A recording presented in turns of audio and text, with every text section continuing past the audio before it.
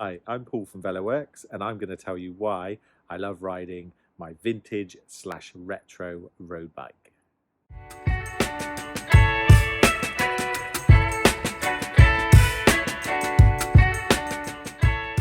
Here I have my vintage 90s Argos racing bike. I thought I'd tell you about it because we had so much good reaction from our last video, the Brompton video, and thank you for all your comments. So I thought I would show you this. Argos Racing Cycles are a company who refurbish and make bikes in Bristol. Arthur Needham started the company and his son Gary Needham currently works there, and I was lucky enough to purchase this off them. So Gary Needham built this bike for himself in the early 90s. When it came to me, it had a full Campag Groupset on it, which was lovely, and I used it actually for a number of years, but this year I just wanted something a little bit more plush. So I'll talk to you about what I've done to the bike. Here we have a lovely Argos frame, as mentioned, built in the early 90s. It's got Reynolds 531 competition tubing. It's just such a beautiful frame to ride. And it was kind of, I don't know whether you'd say it's ahead of its time, but have a little look at the internal cable routing. You know, ooh, I mean, that's all the stuff that road bikes have these days. But it's just such a confidence-inspiring bike. I just absolutely love it to bits. With it being steel, it's much more comfortable. Basically, the kind of basic theory is if you double the tube size as you need to with aluminium and carbon bikes, you make the bike 8 times as stiff. So because steel's stronger, in the round you can make it thinner, which means it's nice and plush and the ride, and it kind of just evens out all the bumpy road surfaces. To enable that to happen more, I've got some lovely Vittoria Corsa tyres, and inside I have some Vittoria latex inner tubes, which give more of a forgiving ride to standard inner tubes and without the faff of tubeless. So if you get a puncture, you know it's easier to fix because you don't have to worry about sealant or changing valves. So I get on with that really well. Kind of a mix of the latex inner tubes, the tyres, thinner tyres and the steel frame makes it a lovely, super comfortable ride. A bike from the 90s or earlier, there are challenges, or there can be challenges, fitting modern group sets, especially if you go towards pre-90s, so 80s. So that's including the group set and the wheels. This one wasn't too much of a bother because when they built the bike, it was so far ahead of its time, I could just put these components on really easy. So it's got a modern Ultegra group set, which I'll talk about in a minute, and it's got modern wheels. The main challenges with older frames is this spacing here. So the distance between this dropout and this dropout. On most modern rim brake road bikes, it's 130 mil. On kind of pre-90s, it was anywhere between 126 mil and like sometimes 122. So that's the main challenge. Even though it's only, say you've got a bike that's 126 mil and you want to put 130 mil spaced hub in it, even though it's only 4 mil, it actually is a right bother, and it's not going to serve you as a cyclist trying to jam a wheel in there and getting a puncture, and it just is not good. So we restore bikes regularly at VeloWorks, and we use Argos as our frame resprayer, modifier and repairer. They're amazing. The feedback we've had from customers is just immense with the finish and the quality.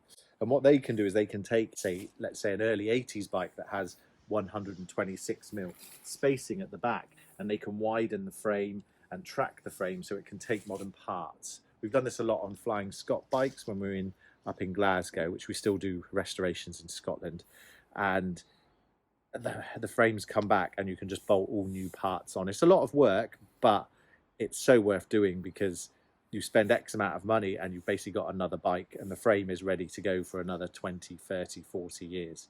So it's well worth doing. What have I done to this bike since owning it? Gently modernised it, I would say. Some of you might disagree. So I've put on a set of DC Swiss PR 1400 wheels. They're super high-end alloy wheels, and they've got a coating on them, a ceramic coating, that doesn't fade. And the purpose of the coating is to keep braking efficiency in the wet, and it does work. I love rim brakes. I've got nothing against disc brakes at all, and they serve people really well, and I love fitting them and servicing them. I've always loved rim brakes, and especially on road bikes. I build wheels as well, so for me, if I wear a set of wheels out, well, then I'll just build another set, so it's kind of gives me a little bit of motivation. But I've had these for coming up to 2 years, and I'd say they're almost as good as new. You have to put the Swiss stock blue pads on with them, and that's a must. You can't use anything else because that would just ruin the rim surface and take off the coating. They have the DT Swiss 240 hubs. Maybe you'll be able to see it there. DT Swiss wheels are great. I mean, I can build wheels so confidently with their products that I know will just stay completely true for customers for thousands upon thousands of miles. I had a customer this year, and on a set of wheels he had done 8,000 miles on the wheel, and he came in for service just before doing a huge trip, and they were fine. In terms of branding, you know, it's fair to say that DT Swiss don't go overboard with their branding in terms of like their wheels are more functional. You know, there's not necessarily blingy parts to them, but in terms of kind of the quality of the metals and the history of them, in my mind, they are far the most superior people to be building wheels and to get products from. I'm sure other people have some other opinions. That's just my opinion. Mention the tyres, Vittoria Corsas Control, which I really like. They've kind of got these lines down the middle.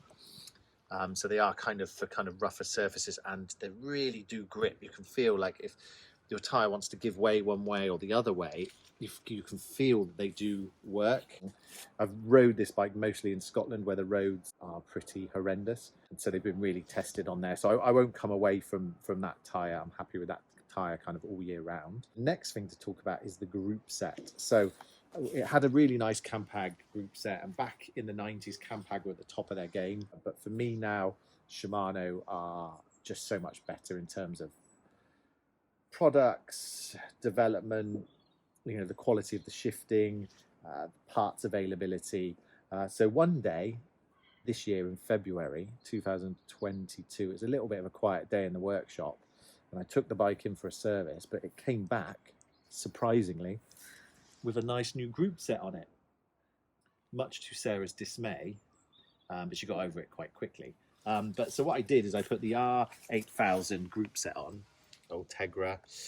Got the Braze-on front derailleur. I went for the 11 to 32 just because I like climbing, and obviously the longer cage rear mech. The brakes are just, for me, just something of beauty. I just love the shape of them and the feel of them. Now up to the shifters. So in the range, at the top end, you've got Dura Ace, then it comes down to Ultegra and 105. Really, for day-to-day cyclists, Ultegra and 105 is plenty. 105 is an amazing group set. We put that's probably one of our best-selling group sets, along with Sora, which is a really functional group set. The Ultegra is maybe a bit plush for the money. I mean, it's about 300 quid more, but you do get carbon levers. I mean, I do notice the difference, but really a 105 is probably a more sensible option, especially because actually the replacement parts are just cheaper. So since putting this group set on, I just absolutely love it. It's just changed the bike completely. The old Campag was a bit like, because it only had 8 gears, clunk, clunk, clunk, sometimes a bit difficult to find the right gear. With this one, it's just so easy to find the right gear all the time. I've not changed the chain yet, which is great. I mean, I measured it recently, and it was almost measuring as a new chain after about 1,000 miles, which is probably just the chain line of the bike is really good. Basically, the chain line is the distance from the middle part of the hub to the center of this tube. Ideally, the distance from there to the middle of the chain set should be the same from the middle of there to there. I've not actually measured it on this bike, but I presume it's not far off.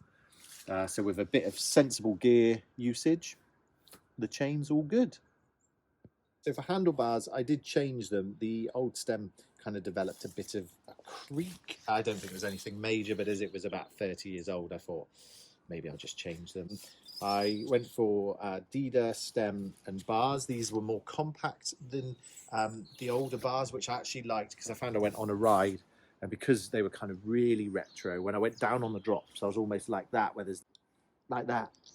But this, I'm much better. You'll see in like, if you watch like old Tour de France videos or anything like that, you know, people are on the bikes like this, you know, really hunched over.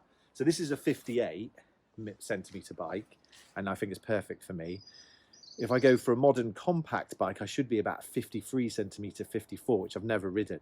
If I went for a rally bike, so the brand Rally, vintage back in the day, it's 60 centimetres for my height. So, and I had one recently, and it was just like that.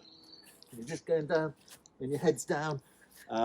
So it's quite interesting watching kind of the retro bike videos and Tour de France, because it's just such a different position. You know, it's all bike and this little person on it. Yeah, that's that. I've got some Elite Carbon bottle cages, maybe a bit over the top. Bottle cage is a bottle cage, but they're nice. Nice. And then I've got the, as in with the last video, this is the C15 saddle. It's had a lot of use. It was actually one of the original batch of, they did a few thousand, and it was the original batch, but unfortunately the rivet with the number fell off, didn't it? It's not carved because it doesn't have the middle bit in it, so it's more of a hurt yourself type saddle, but I get on with it really well. I've had that since the start, so that was kind of got my enthusiasm for those saddles. And then more recently, I had this on another bike, this bag, and because I go out for quite a bit, I do want some kind of comfort, really. So I do like the Carradice bags. I'm a big fan of them. But what I did is I bought the bag mount for it. So it hooks onto the saddle rails. And this one is the lighter one, or the sport one. So it's for the lighter bags. But I've only had a couple of rides on it. But I mean, you don't even know the bag's there. It's amazing. I mean, it's like there's no swing. There's no kind of bag just doing its own thing at the back. I literally actually don't even know it's there. And before I would have had it clipped onto the saddle, so my thighs would have rubbed against it. The bag would have kind of been more there. So that's definitely a good purchase. I know it's not everyone's cup of tea, you know, especially if you've got like a super modern bike. You may not go for the Carradice bags, but love them. Made in the UK, and I prefer them other than anything else. So thank you for watching our video. Hope you've enjoyed a little introduction to my bike and Argos Racing Cycles. We're hoping to do a longer video on visiting Argos Racing Cycles, but in the meantime, it's worth giving their website a look at and see what they do, and their Instagram, and see the kind of the quality of work they can do. If you have any questions about vintage bikes, you can email us through our website, which is www.veloworkshop.co.uk, or you can comment below.